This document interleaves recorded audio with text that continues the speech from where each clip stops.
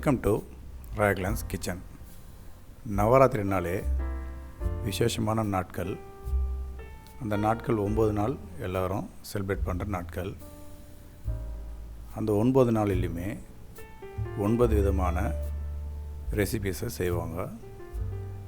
அதில் இன்றைக்கி நம்ம முதல் 3 நாள் செய்யக்கூடிய ரெசிபியை நம்ம இன்றைக்கி பார்க்கலாம். அதில் ஸ்வீட் அப்பம், புளி சாதம், அரிசி பாயாசம் இதை எப்படி செய்யலான்ட்டு பார்க்கலாம். இதுக்கு முதல்ல பேனில் ஒரு 250 கிராம் கட்டி வெல்லம் எடுத்து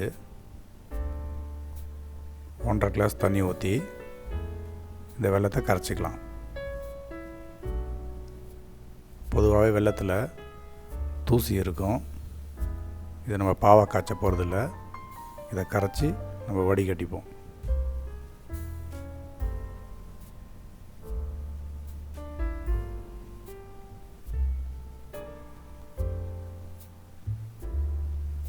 இப்போ நல்லா வெள்ளம்லாம் கரைஞ்சிருச்சு. இந்த சமயத்தில் இதை ஆற வச்சு இதை ஒரு பவுலில் ஊற்றிப்போம். இப்போ இந்த வெல்லத்தோட 250 கிராம் கோதுமை மாவு ஆட் பண்ணிக்கலாம்.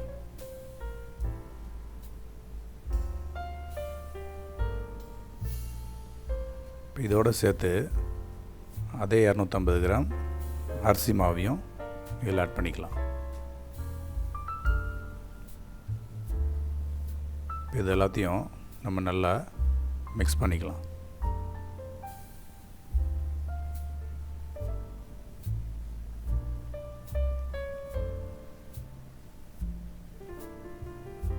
கட்டி இல்லாமல் இது நல்லா மிக்ஸ் பண்ணிப்போம். இதோட ஒரு ஸ்பூன் ஏலக்காய் தூள் ஆட் பண்ணிக்கலாம். இதையும் அதோடு சேர்த்து நல்லா மிக்ஸ் பண்ணிப்போம். இதோட ஒரு சிட்டிகை உப்பு ஆட் பண்ணிக்கலாம். உப்போடு சேர்த்து ஒரு முழு வாழைப்பழம் இதையும் ஆட் பண்ணி எல்லாத்தோடு சேர்த்து நல்லா பிசைஞ்சிக்கலாம்.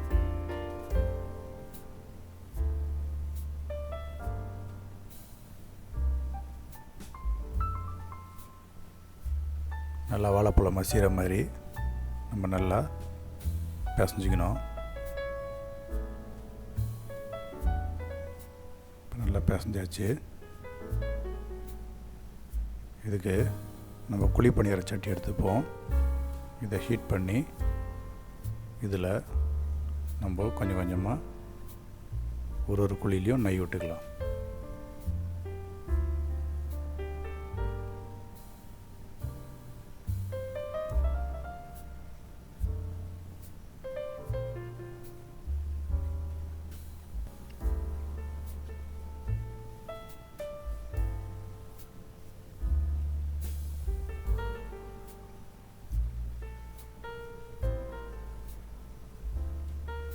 நெய் லேசாக மெல்ட் ஆனதுமே நம்ம ஒரு ஸ்பூனை எடுத்து இதில் ஊற்றிக்கலாம்.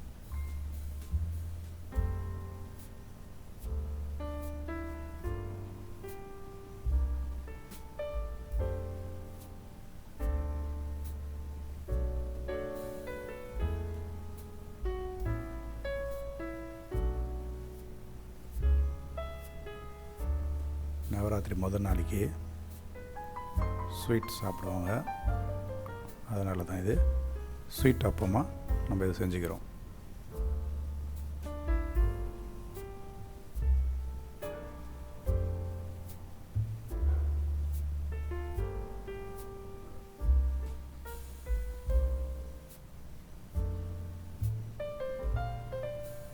எல்லா குழியிலையும் ஒரு ஸ்பூனாக ஊற்றிக்கலாம்.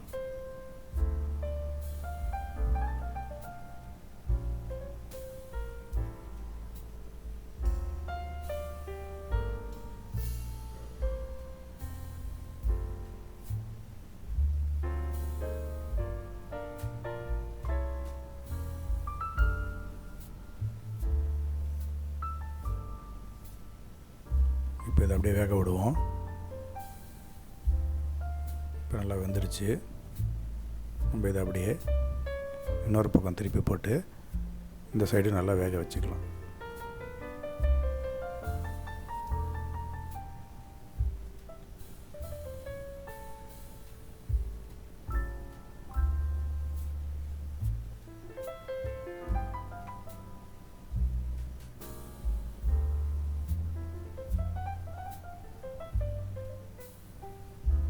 நல்லா வெந்துடுச்சு.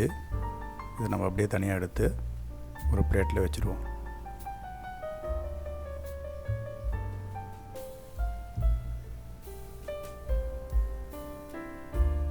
இதுக்கப்புறம் நம்ம 2வது நாள் செய்யக்கூடிய ரெசிபி புளி சாதம்.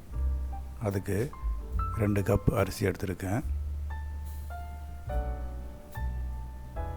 இந்த 2 கப் அரிசியை நம்ம என்ன பண்ணுறோம், நல்லா தண்ணியில் கழுவி இது மாதிரி நம்ம எடுத்துப்போம். இதில் தண்ணி ஊற்றி ஒரு 1/2 மணி நேரம் ஊற வச்சுப்போம்.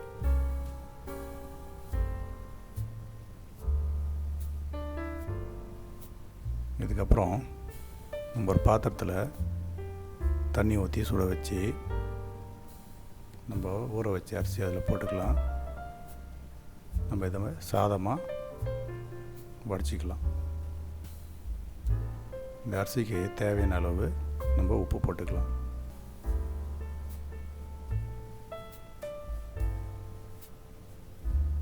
நல்லா கரெக்டான பதமாக பார்த்து எடுக்கணும். ரொம்ப வேக விட்டுறாமல் இந்த மாதிரி பதத்தில் வெந்துச்சான்னு பார்த்து நம்ம இதை சாதத்தை வடித்து எடுத்துக்கலாம்.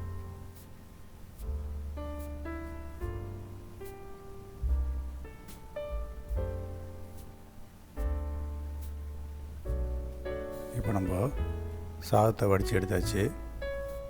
இதை நம்ம நல்லா ஆற வச்சுக்கலாம். இப்போ இந்த புளி சாதத்துக்கு நம்ம பவுடர் மசாலா ரெடி பண்ணணும். அதுக்கு நம்ம ஒரு கடாய் எடுத்து அதில் ஒரு கைப்பிடி மல்லி போட்டுக்கலாம். 1 ஸ்பூன் ஜீரகம்,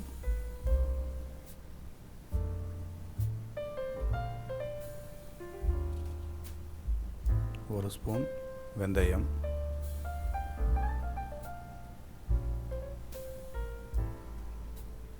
1/4 டீஸ்பூன் கடுகு, 1 ஸ்பூன் மிளகு, வெள்ளை எள்ளு 1 ஸ்பூன்,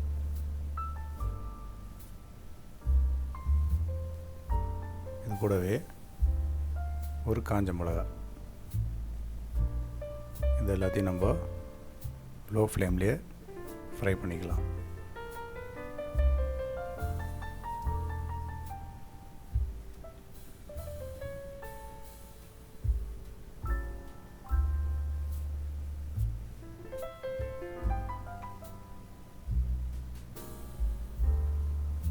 இப்போ நல்லா ஃப்ரை ஆகிடுச்சு.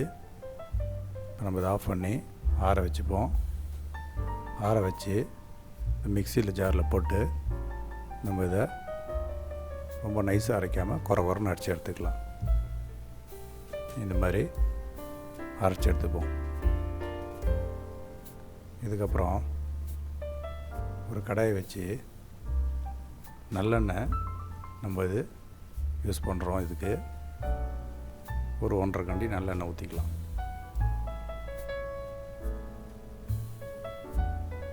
இதில் ஒரு 1/4 டீஸ்பூன் மஞ்சத்தூள், ஒரு 4 பச்சை மிளகா, பெருங்காயத்தூள் கொஞ்சம், அதை லேசாக தாளிச்சிக்கலாம்.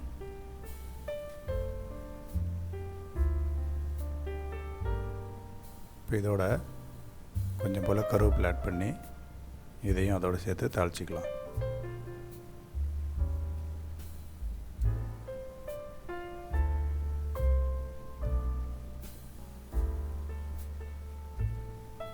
இப்போ இதில் ஒரு லெமன் சைஸ் புளி எடுத்து கரைச்சி இதில் நான் ஆட் பண்ணிக்கிறேன்.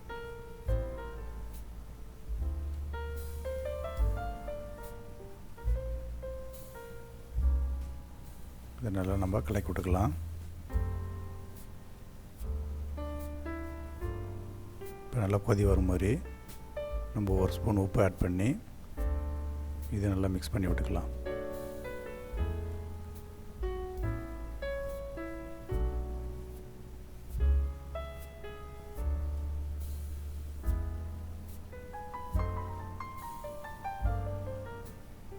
நல்லா அது சுண்டி வரட்டும்.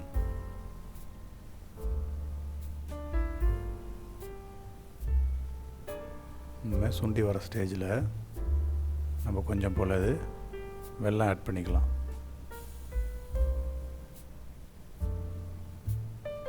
வெல்லத்தை நல்லா கரைச்சி விட்டுக்கலாம்.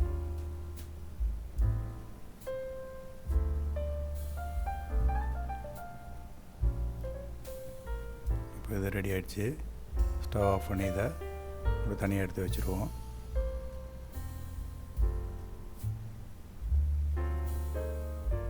இப்போ இதுக்கு நம்ம தாளிப்புக்கு ரெடி பண்ண போகிறோம். இதில் கொஞ்சம் நல்லெண்ணெய் ஊற்றி இதுக்கு கொஞ்சம் போல் கடுகு போட்டுக்கலாம். கடுகு பொரியுமே உளுந்தம்பருப்பு, மஞ்சத்தூள், கொஞ்சம் போல் வேர்க்கடலை, இது எல்லாத்தையும் நம்ம நல்லா கொஞ்சம் ஃப்ரை பண்ணிக்கலாம்.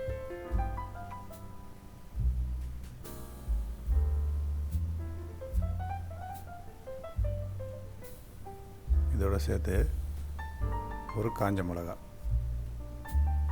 கொஞ்சம் போல் கருவேப்பிலை, இது எல்லாத்தையும் நம்ம லேசாக தாளிச்சுப்போம்.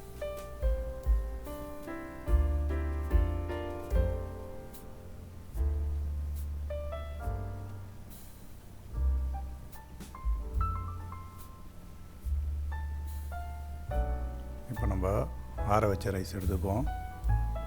இந்த ஆற வச்ச ரைஸில் நம்ம முதல்ல புளி கரைச்சலை இதில் ஆட் பண்ணிடலாம்.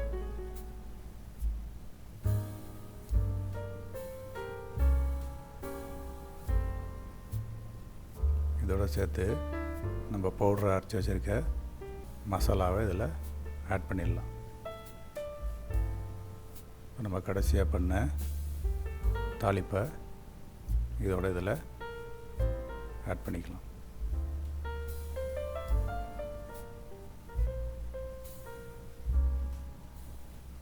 இது எல்லாத்தையும் நம்ம மிக்ஸ் பண்ணிக்கலாம். நல்லா ரைஸோடு சேர்கிற மாதிரி நல்லா பரட்டிப்போம்.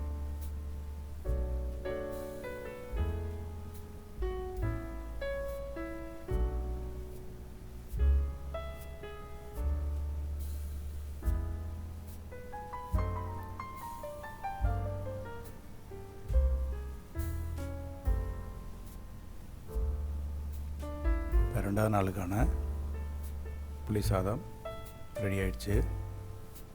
இன்னும் இதுக்கப்புறம் நம்ம 3வது நாளுக்கு நம்ம அரிசி பாயாசம் எப்படி செய்யலான்ட்டு பார்க்கலாம். இதுக்கு முதல்ல ஒரு சின்ன கடாயில் நெய் விட்டு முந்திரியும் திராட்சையும் ஆட் பண்ணி பொன்னிறமாக நம்ம வறுத்து எடுத்துக்கலாம்.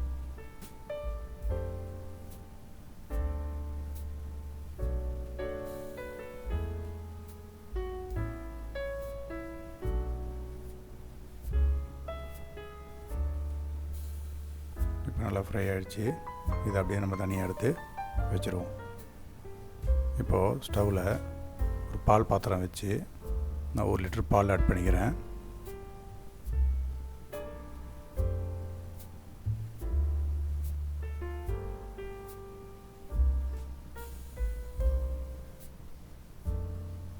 இந்த பாலுக்கு நான் 1 டம்ளர் தண்ணி ஆட் பண்ணி இந்த பாலை நல்லா காய்ச்சிக்கிறேன்.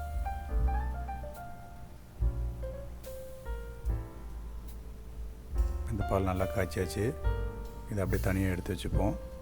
இப்போ இன்னொரு கடாயில் நம்ம கொஞ்சம் போல் தண்ணி ஊற்றிப்போம்.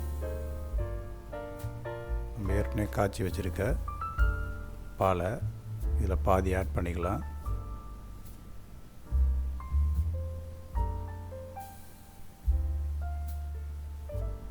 இந்த அரிசி பாயாசத்துக்கு நான் ஏற்கனவே 200 கிராம் அரிசி எடுத்து அதை ஒரு அரை மணி நேரம் ஊற வச்சு இப்போ இதில் ஆட் பண்ணியிருக்கிறேன்.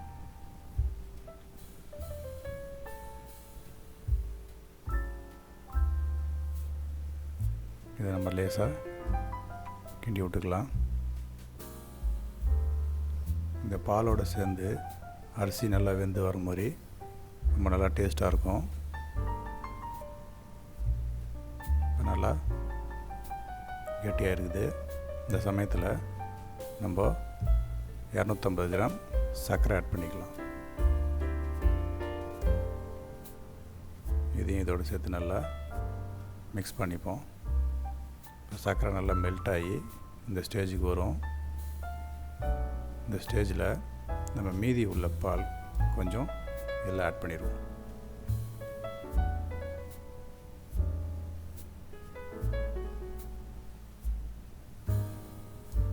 இதையும் எல்லாத்தோடு சேர்த்து நல்லா மிக்ஸ் பண்ணிக்கலாம். இப்போ நல்லா அரிசிலாம் குழஞ்சி பாயாசம் ரெடி ஆயிடுச்சு. இப்போ அப்படியே பவுலுக்கு ட்ரான்ஸ்ஃபர் பண்ணிடலாம். நம்ம வறுத்து வச்சுருக்கிற முந்திரியும் திராட்சையும் இதில் அப்படியே ஆட் பண்ணிடலாம். இப்போ அரிசி பாயாசம் ரெடி. நம்ம அந்த 3 நாளைக்கான அப்பம், புளி சாதம், அரிசி பாயாசம் ரெடி பண்ணியாச்சு. நீங்களும் இந்த ரெசிப்பியை வீட்டில் செஞ்சு பார்த்து உங்களுக்கு பிடிச்சிருந்துச்சின்னா என் சேனலுக்கு லைக் பண்ணுங்கள், சப்ஸ்கிரைப் பண்ணுங்கள், மறந்துடாமல் பெல் பட்டனை ப்ரெஸ் பண்ணுங்கள். இனி வரும் சமையலில் சந்திப்போம். ராக்லன்ஸ் கிச்சன். தேங்க்யூ.